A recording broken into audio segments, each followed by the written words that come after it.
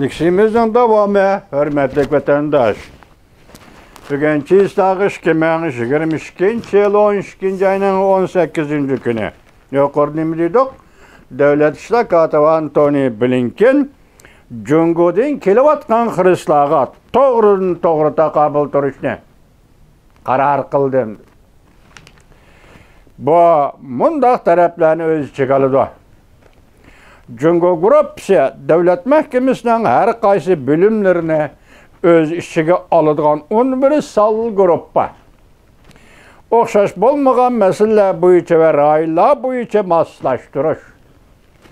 Bizden siyasimizni icra kılış ve zörür tepilganda Devlet Meclisi bilen hemkarlışına irade kıldı. Deydi Devlet İşler Katibi.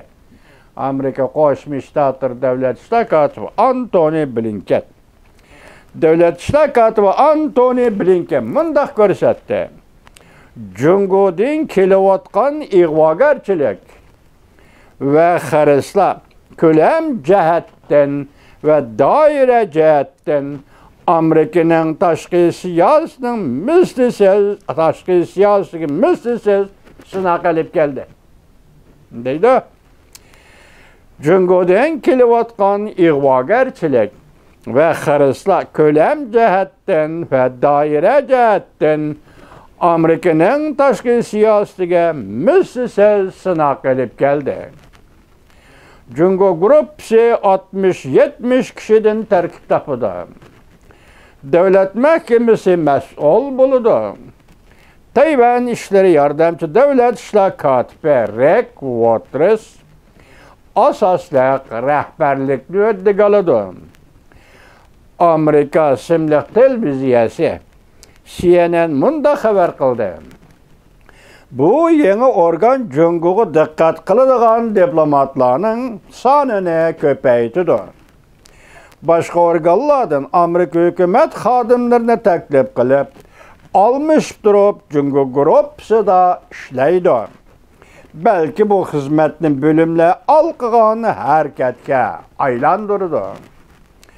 Amerika Qo'shma Shtatlarının prezidenti Joe Biden 11. ayının 14-15. kunları Indoneziyaning Bali aralida 20 devlet yuqori darajali yig'ini mezgildi Jungoning raisi Xi Jinping bilan yüz turane suhbat o'tkazdi.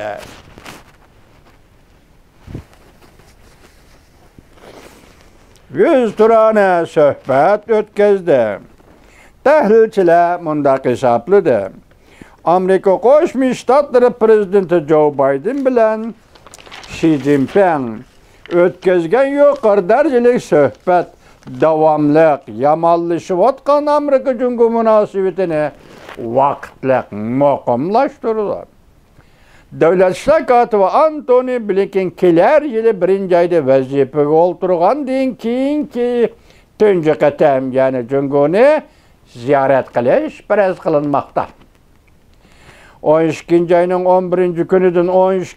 günügacha Asya Tinch Okean işleriga mas'ul yardımcı Devlet İşler Katibi Daniel Kritenbrink ve Aksaray Devlet Bexatarligi Komitetida Jungo ve Tayvan işleriga asosliq mas'ul Laura Rosenberger qatorliq yuqori darajaliklar vakillar umiga Jungo Hebei өлkəsinin Langfang shahrida Jungo Tashqi ishlar ministerligining muavin ministri Shefing bilan suhbat o'tkazdi. Prezident Joe Biden bilan rais Xi Jinping suhbatiga agishib, suhbatlashishni va Devlet İşler Katibi Antony Blinkenning Jungoni ziyorat qilishiga tayyorlik qilishni maqsad qilgan suhbat edi. Batamqi vakillar umigining Beijingga berishi. Aqsarayning bir nafar yuqori darajalik amaldori o'tgan hafta mundaq ko'rsatdi. Jungo qisqa muddat ichida Amerika bilan munosabatni yaxshilashni umid qiladi. Chunki navbatda Jungo davlat ichida iqtisodning va yuqumliq merosning qayta partlaşıdan ibaret vaziyetga duch keldi. Şundaqlı bu devletning ajdahor masallik diplomatiyasi Asiyada çekleşke uçurdu. Amerika ovozinin e'lon qilgan xabari leksiya qilib sizlarga so'zildik. U ana shunday oxirlashdi. Leksiyaning davomini anglaysizlar.